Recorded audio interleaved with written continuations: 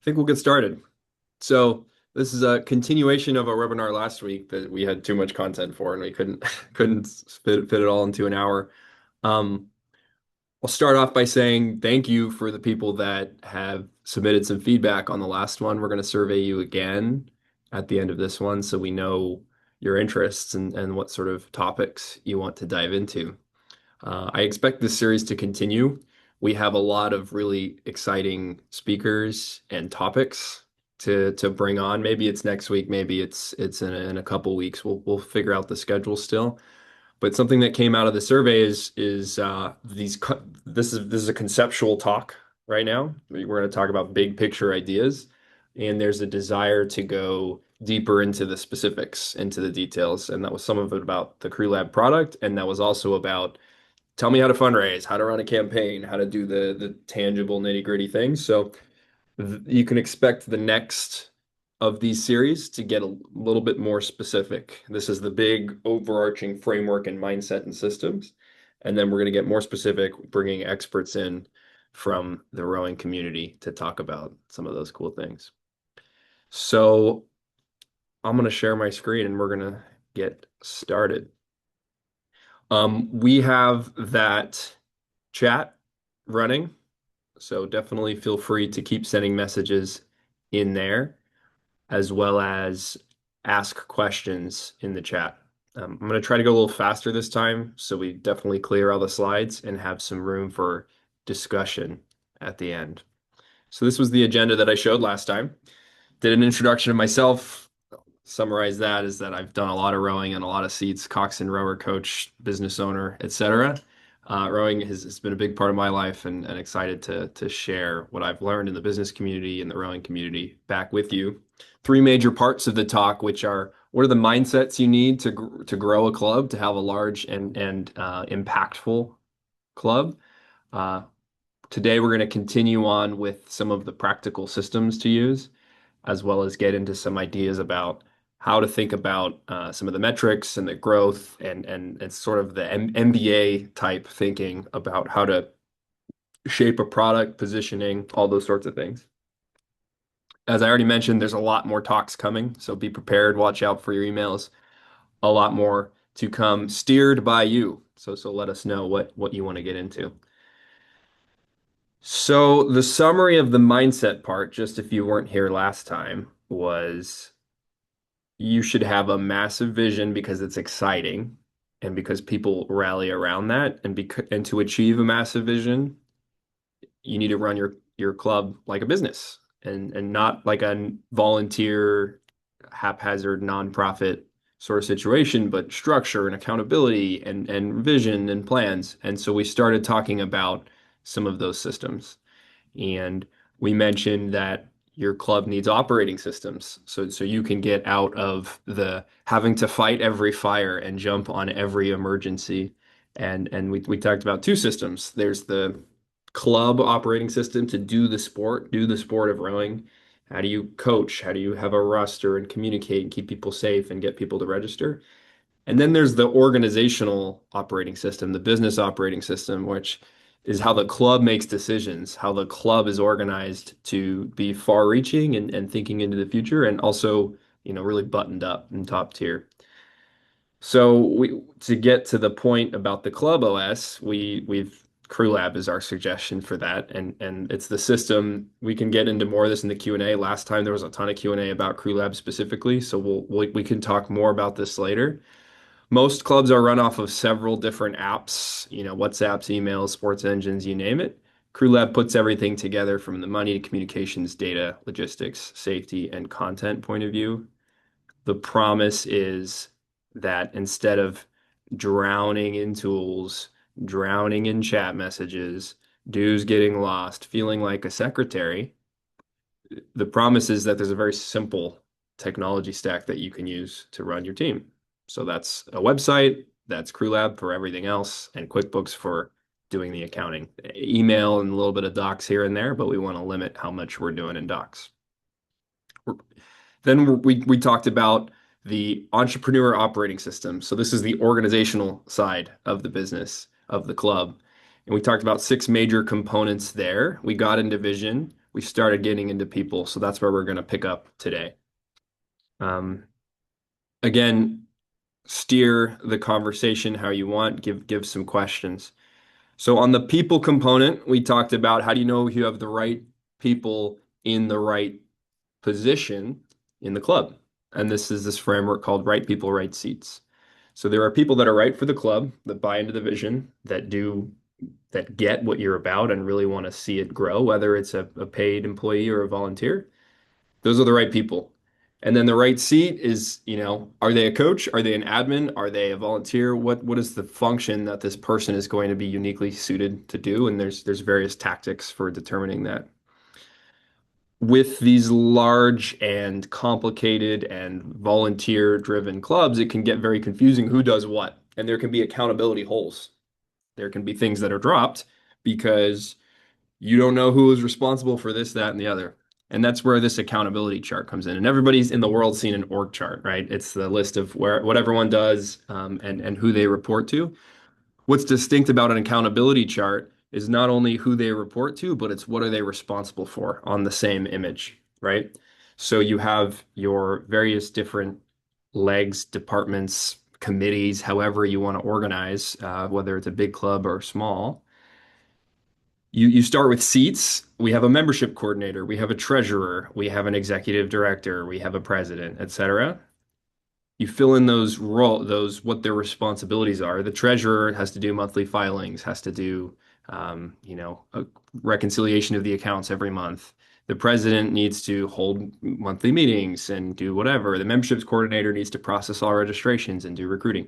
You list that in this and you share this document with everyone so that everybody knows what's important to or what everybody's responsible for. And then you fill in the names of the seats last. The idea is that you're designing an organization and you're putting the people in it rather than just building around the people itself. That's what makes an accountability chart distinct from an org chart. Very helpful tool to understand who is doing what, and I recommend you have one very publicly available for people at the club. It will cut down on a lot of questions and create a lot of opportunity. I'm going to skip that. And I'll say people getting the right people in the club, in the leadership, is super and critically important. It's probably the most important thing outside of defining like what's the club about, the vision side. So this is about, if this is a warning that if you don't think about hiring the right people, putting the right seats, and trusting them to do a great job and rewarding them, whether that's a volunteer or not, you can reward volunteers. You as the leader of your club, I'm assuming I'm speaking to leaders of clubs, or at least people who strive to make their club better.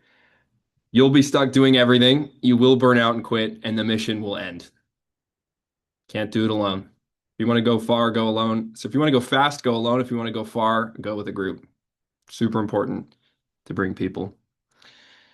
So next up is traction and issues. So this is another part of the wheel that has to do with, there's so many priorities, there's so many things to get done. How can I possibly keep it up? And I'm just fighting fires and I just don't have time to think long term. So how can we organize the business, the club, in a way that bubbles up the things that are the most important? That's the point of these next couple blocks, traction and issues. So first concept here is that the business has a rhythm. The club has a rhythm. It's pretty obvious in sports. It's seasonal, right? It's seasonal based on whatever the big regattas is, whatever the turn of the season, when the juniors come back. Every business has a rhythm and you should design around it. So there's a natural rhythm and a management rhythm. The management rhythm is what internal checkpoints of all the leaders do you put in to make sure that the right conversations are happening and that accountability is maintained. So it should mirror the natural rhythm, but it doesn't necessarily have to be the same. So this is your monthly board meeting. This is your daily meeting with coaches, etc. Here's how we do it at CrewLAB, and it's actually, I think, applicable to most clubs. So we think about quarters, and we try to align our quarters not with the traditional Q1, Q2, Q3 of the year, but with the season. So summer, fall, winter, spring. Every 90 days, we do a big meeting. It's a 2 day long meeting, and we talk about all of our hopes and dreams and desires. We do a reflection on what happened in the last 90 days. We do planning of what's coming in the next 90 days. That's what we call our summit.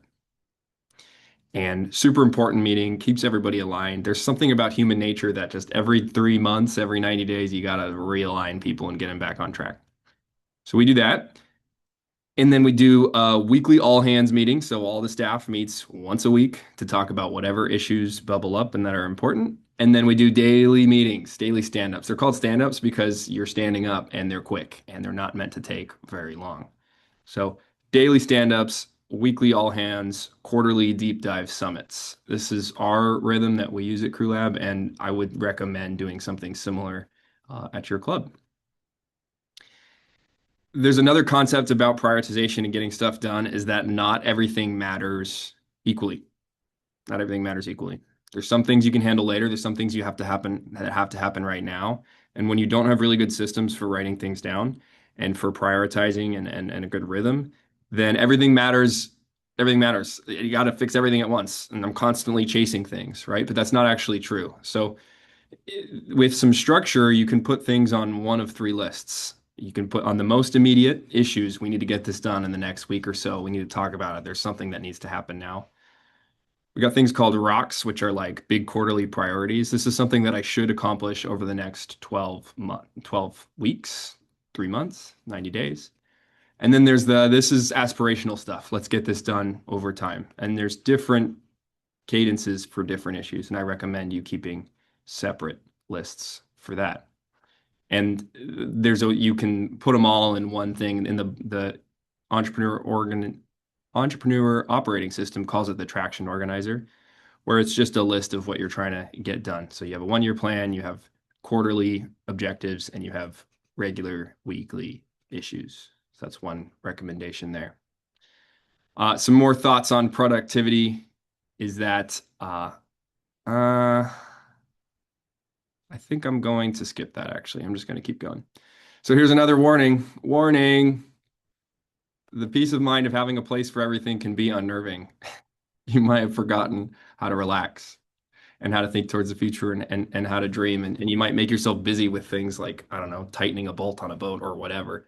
So it's okay if things aren't crazy and stressed at the club at all times. It actually allows you to think creatively and think deeper and think towards the future.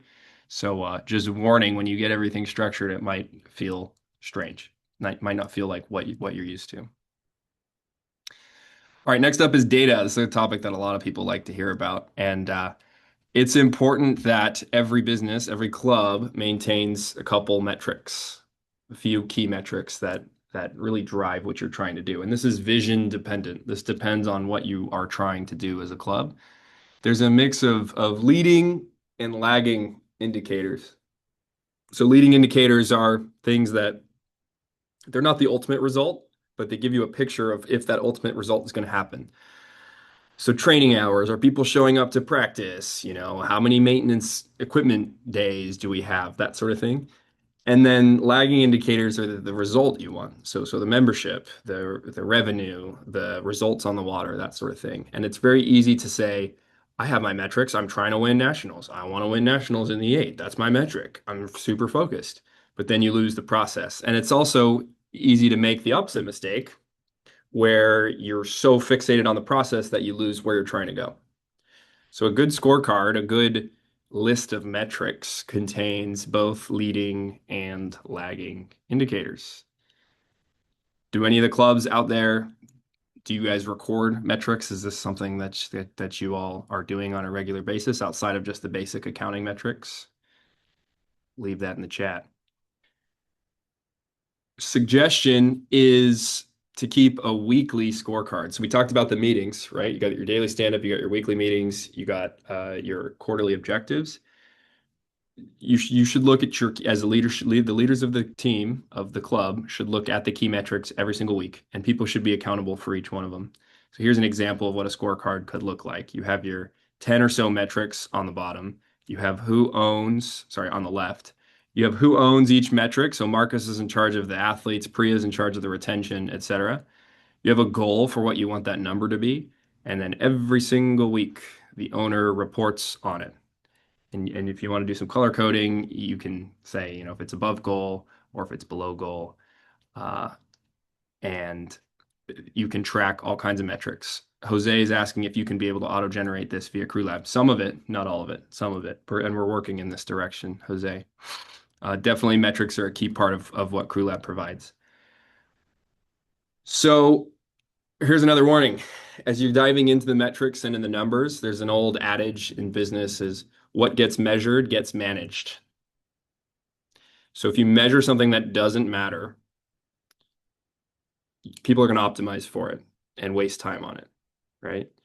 So you need to make sure you're measuring things that matter and that aren't a waste of time and that aren't make work because it will change behavior, especially if you're rewarding people and doing, raises and bonuses and free jackets and that sort of thing based on hitting metrics. Okay, final component of this operating system for the business is process. So let's see, process.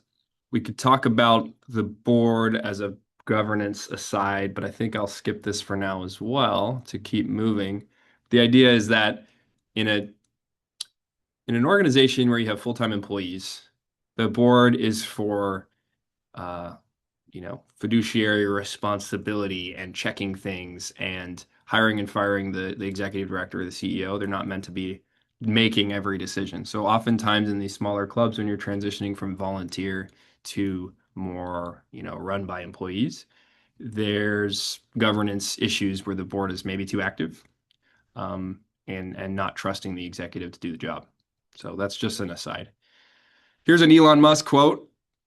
Possibly the most common error of a smart engineer is to optimize a thing that should not exist. Again, we're talking about process. Optimizing something that should not exist. So he's got a way of, kind of a comical way of making processes more efficient, you know? And just backing up for a second, like processes for a rowing club, right? Onboarding a new member, buying a new boat, hiring and firing staff, those sorts of things that come up on a recurring basis that maybe someone in your club knows, but not everybody is understanding how to do it or why it's important. This is where the need to write down process matters. So Elon's process is first one is make the requirements less dumb, whatever that means. Don't really think about if the things that we think are required at the club, oh, we have to collect 3 contacts per person that we just heard this from a club. We need 3 emergency contacts per person that joins the club. Do you? Is that necessary? Is that creating friction for people coming onto the team? We love deleting parts of the process. It's a very good thing to do when you're process engineering is to just eliminate steps that don't have to happen. And after you do those things, then you start to simplify, then you start to accelerate, and then you start to automate. But it's all about deleting stuff first. So, how to make a process. Step one, list 3 to 5 major repeated things that happen at your club that are critical that only you know how to do. Or maybe only one person that's not you that know how to do. Step two, write down all the steps and draw a very simple picture. Stick figures, boxes, very simple. Step three, delete steps that don't need to happen. Delete them, cut, simplify. Do we really need to measure that? Do we really need to ask for that piece of information? Cut. Step four, watch someone else do the process with the guide that you just wrote and see where they get stuck. Step five, refine the guide until someone can do it without being told how to do it. Checklists and videos are great. And the great step six is you never have to do it again because it's now an organizationally learned process. And then, so here's an example of what one of those pictures might look like. This is the process for making a process, right? So commit to making a process, identify what the processes are, document and simplify, package it up, train people, measure it, manage it, update it, train, measure, manage, update. This is the process document, right? Okay, so earlier in the presentation, we talked about a bunch of things that you should not focus on. A lot had to do with like maintaining spreadsheets and taking paper documents and processing checks and worrying about which communication channel to use. And a lot of the stuff that CrewLAB provides is just, you don't need to worry about that stuff. These are good things to think about, These are good things to think about. The last six topics that we just came up with. What's our vision? Who are the best people to achieve this vision? How do we make sure we stay on track? How do we handle top important issues? How do we know we're on track data wise? And then how do we make it so anyone can get it done? That's the process, right? These are good things to think about as a leader of your club. This is how you're going to make progress and move the club forward. Next up, we're going to talk about growth. And we're going to talk about some of the more, like I said, the MBA pricing, packaging, marketing sort of stuff. But I kind of just went really fast. So I'm going to pause and see if anyone has any comment or question so far. Even if it's someone from the CrewLAB group, and you guys are allowed to comment and question as well.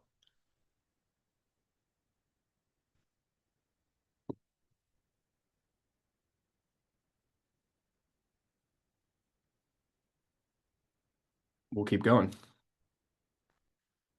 Third and final section is growth. Okay, so this is about growing the club and thinking about why it matters, which is the first slide. So you might say, we're maxed out. All of our equipment is full. We'll need a new boathouse. It's too much work. It's too much stress. I don't want to grow. Sounds like a lot. I think you should grow. And here's why. Because one, you can afford and create a better experience for your members if you grow. That's better equipment, that's better coaches, it's more time on the water. You can do scholarships. I needed a scholarship to row in high school. Couldn't afford it. My family couldn't afford it. So glad those scholarships existed. I rowed at a big club that had scholarships available. And then you can build a club that lasts, not one that is just has $10 in the bank account and is just barely keeping up. These are reasons why growth does matter, even though it's kind of uncomfortable and it takes a lot of effort and it's a little bit scary. So then first thing we're going to talk about is your ideal member. This is the first step in growing, is understanding who you are trying to serve. And this is very mission and vision dependent as well. So how can you describe your ideal member? We got demographics. So, they live in these zip codes and they're of this age and they make this amount of money and they go to these schools, right? Very basic objective things you can compute with data sets. And then you have psychographics, which are like more squishy human things like goals and tendencies and traits and like what would drive someone to join a club like mine. Maybe they want to win a national championship. Maybe they just got cut from their volleyball team. Maybe they just moved towns and have no friends. It's that sort of what is the psychological motivation for people to join your club. So demographics, psychographics, both important to think about, as well as all the roles in the decision. So you have an ideal member, you can describe them in a bunch of ways, but then there's different people. So maybe your ideal member is a high school athlete, a competitive high school athlete. And so they're kind of the end user of the product, but are they really the decision maker? Probably not. It's probably mom or dad, right? And maybe that their best friend is the one who's really encouraging them to join the team because they're on it. And maybe the person at the leadership at their school, the principal, is going to block the person from joining because it doesn't count as PE credit or whatever. So when you're trying to grow, you need to think about who you're reaching, and then you need to think about everyone who's involved in the purchasing decision. Decision maker, end user, champion, potential saboteurs. And you need to market and position your product, your service to each one of these groups. So here's CrewLAB. Here's a CrewLAB example. CrewLAB goes after this audience, leaders of serious clubs, executive directors of large rowing, swimming, and running clubs, at least 50 members, head coach, head of sport, treasurer, membership director, they're all involved. We're focused on the United States, but we work with other English-speaking countries. Traits of people who tend to work with CrewLAB well is they're not satisfied with the status quo, and they prioritize member experience and they're high effort. They want to make change. They want to do the right thing. Common problems that you've seen in this presentation already is that they use a lot of apps. Communication is challenging. They've got a lot of people to coordinate. And then a trigger for when it's like a good time to make a change is when someone's newly promoted, the season's about to start, there was some breakage in their existing system. So I'm sharing this as an example of how you should define your ideal member as well. You got a little bit of demographics, a little bit of psychographics.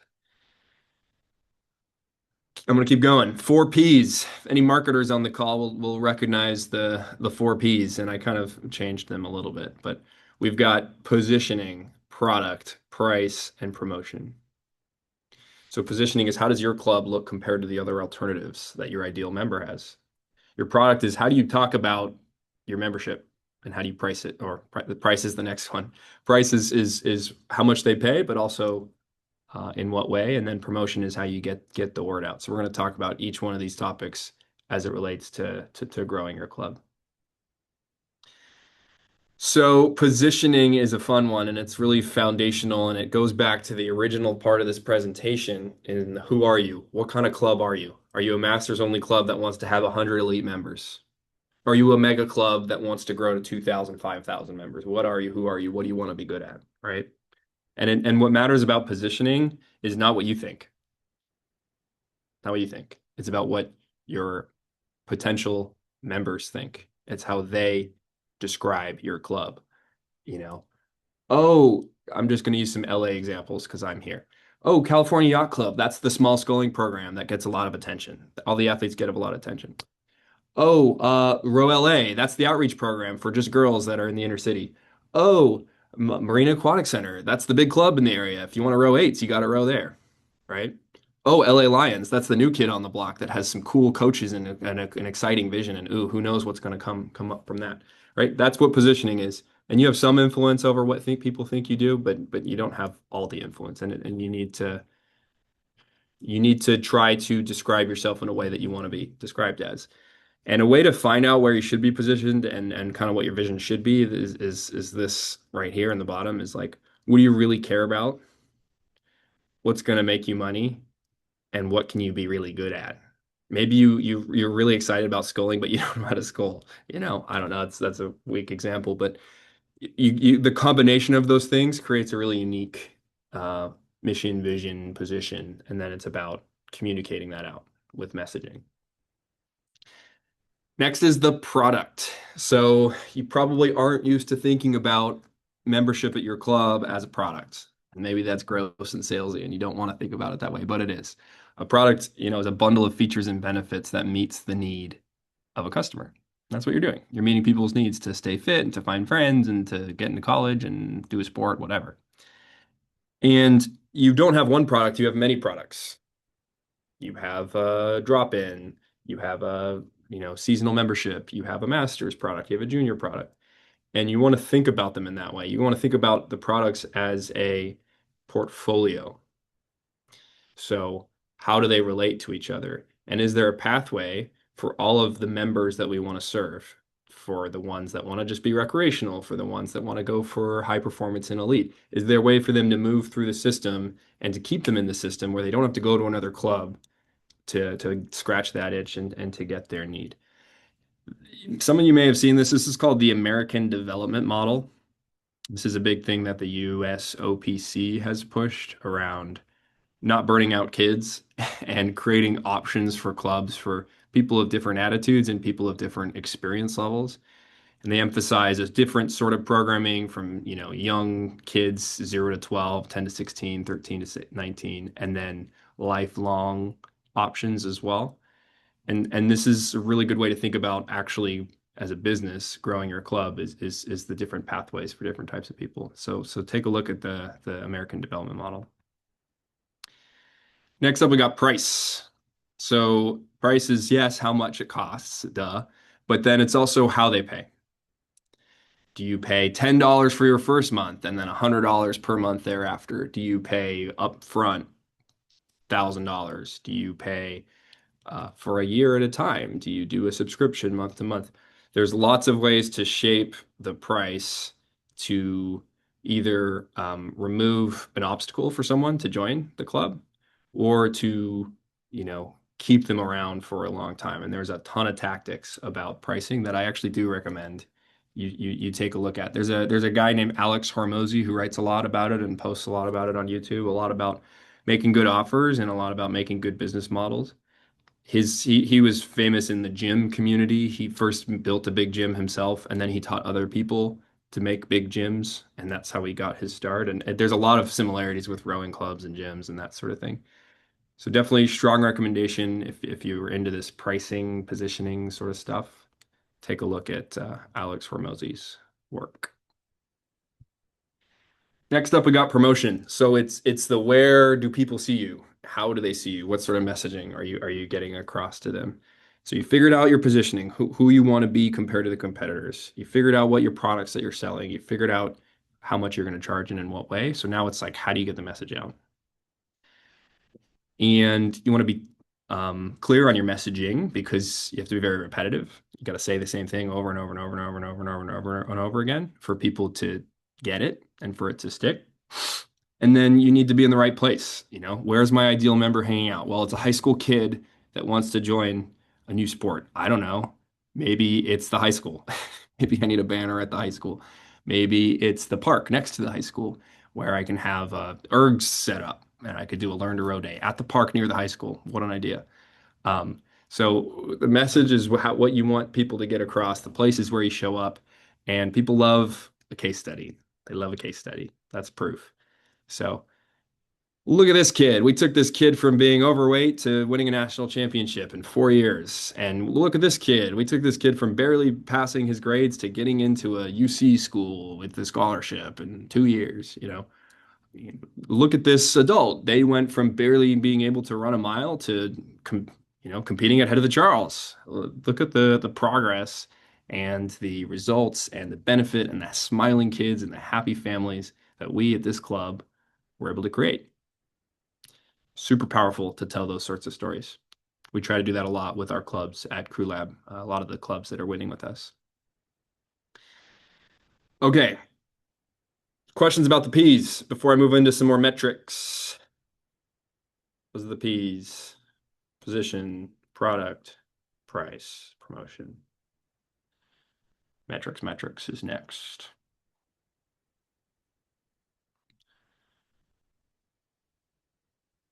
Any questions? Anyone think about their club in that way, or this is crazy talk?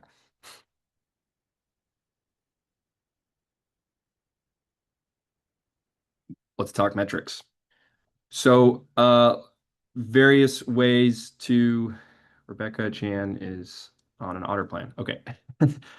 There are various ways to measure how valuable in terms of dollars each of your members are, and that's a very important math to do to understand what sort of products to have and what sort of members to go after. So something we say at CrewLAB is that like it's about the leadership and the environment that you create more than fancy training plans and fancy equipment. And retention is probably of the numbers that matter. It's the number one metric that matters for your club if you want to have a high joy, high excitement, high energy sort of club, and if you want to have a high performing club. Retain members, keep people around for many, many, many, many, many, many years. That's athletes, that's coaches, that's masters, that's whoever. Keep people around. Number one metric is retention. Nobody's measuring it. Nobody's thinking enough about it. We help you measure that at CrewLAB. Measure retention, super important. And then when you have a sense of retention, how much are they paying? How much do we make, et cetera? I'm going to run through a lot of these numbers and some examples. So let's look at a junior athlete.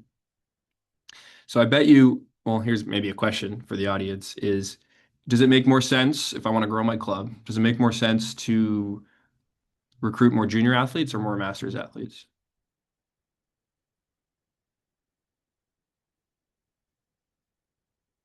Junior. Everyone says junior, right? Tons of money. Makes total sense, right? Well, let's see. Let's see how the math, because we're gonna compare those two scenarios. So let's say we charge a junior $3,000 a year. Let's say we after paying coaches, travel, trips, all those sorts of things, the club keeps 10% of that. So that's $300 of profit on that junior per year. Okay. Let's say that on average, and this is a number from US Rowing, the average tenure of a junior athlete in rowing is 1.7 years. So that means pretty big leave rate. The athletes are leaving pretty fast. I think I might have this reversed. I think it might be a 40% rather than a 60% leave rate. But anyways, on average, they spend 1.7 years with the club, which means they produce about $510 of lifetime value, 300 per year, 1.7 years. Let's say we're spending, I don't know, we have a $6,000 marketing budget per year, and we get about 40 members off that. So it costs us about $150 to acquire one junior athlete. They produce this much in terms of lifetime value, it costs this much. So that's a great return. That's a 3-to-1 return. I'm paying $150 and I get $510. And I get a kid that's smiling and he's doing rowing, and that's the point, the mission. I'm not saying it's only about the dollars. And it pays back within 6 months based on how all that math works. That's pretty good. That's pretty good math. All right. 3-to-1, 6-month payback. So it actually, looking at those numbers, you get a sense of how much you can spend on your marketing budget. And here are a couple ways of thinking about it. That 3-to-1 ratio is a good rule of thumb because it costs money to actually service the junior athlete with all the trips and all the stuff. A 3-to-1 is a good number to look at. And then you want to be paid back within a year on spend on marketing, right? So those are two metrics to look at. Are we making at least 3 times our money? And are we being paid back within a year? So it looks like we're underspending a little bit. We're spending 150, but we could probably afford to spend 170 per athlete. And then maybe we could grow even more if we spend a little bit more. Okay. Now let's look at a master's athlete. Typically masters pay less. Let's say 1,500. Let's say we get a 10% profit margin on them as well. That's $150 per member per year.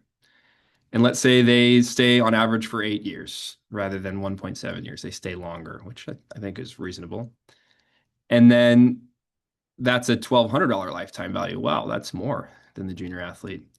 And similarly, we spend $6,000. We get 30 members. It costs a little more to acquire them. So that's a 6-to-1 return on a master's athlete. Whoa, that's huge. But the payback is slower, 16 months. It takes over a year to get paid back our marketing spend. So some pros and some cons there. On the junior, you get faster return and then less overall return on the masters. It takes longer, but overall, they bring more to the club in terms of value. It's interesting. How much should you spend? There's some math on that. Skip ahead. Any questions on those numbers? Basically, the insight is don't think about just what 1 year costs and what 1 year brings into the club. Think about the lifetime.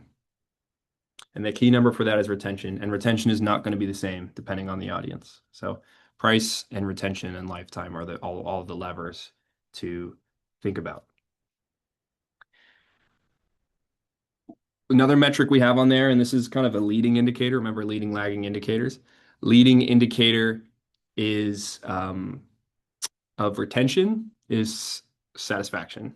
And a way to measure satisfaction is with this net promoter score. So this was made by a bunch of Bain consultants. And basically, you probably have been asked this before. Whoops, skipping around. Probably been asked this before, which is how likely are you to recommend this club to a friend from 0 to 10? How likely do you recommend this product to a friend? And if people give you a 9 or a 10, they're considered a promoter. They're really jazzed about what you're offering. If they give you a 7 or an 8, they're considered passive. They're not a strong recommender, but they're there. And there are detractors, which is anything below a 6, and they're actively hurting the brand of the club. You put all those numbers together, you take the percentage of promoters, you subtract the percentage of detractors, and you get a number, 45. And that is your net promoter score, and it gives you a leading indicator of how satisfied people are with your service and how likely you are to grow. And here's some benchmarks down here. Below 0, issue. You got more detractors than promoters. Above 70, wow, what an experience that you're providing. And many clubs fit in between.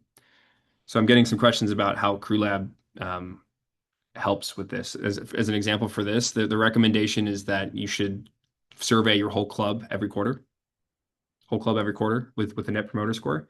And CrewLAB is the communication channel through which you do that. So you set up your survey on Google Forms or whatever, and then you send it through the channel to all the people in the club and make sure they see it with red receipts and all the sorts of things. And then you get some answers for that. And the best growth option is word of mouth from a great experience. Retention matters, satisfaction matters. You get smiling kids holding trophies saying this is the best thing ever, your club is going to thrive. So uh, we can look at it based on, all of the things that we looked at, the ideal member profile, the 4 Ps, the numbers that we looked at. If you get referrals, your cost of acquisition of new customers goes to basically to zero. Retention goes to very high, and people are very happy. So making a great experience is paramount. And that is the sum of what we're going to talk about. So in closing, from over the last couple weeks, we talked about how important it is that you're running a rowing club, and that if you increase the size of your vision, you will get farther. To achieve this stuff, you got to run your club in an organized way with different operating systems. And growth is good. Growth is very good. And you should try to grow your club. These are sessions that we're thinking about running next. So Grete can send the survey and you can tell us what you want to hear.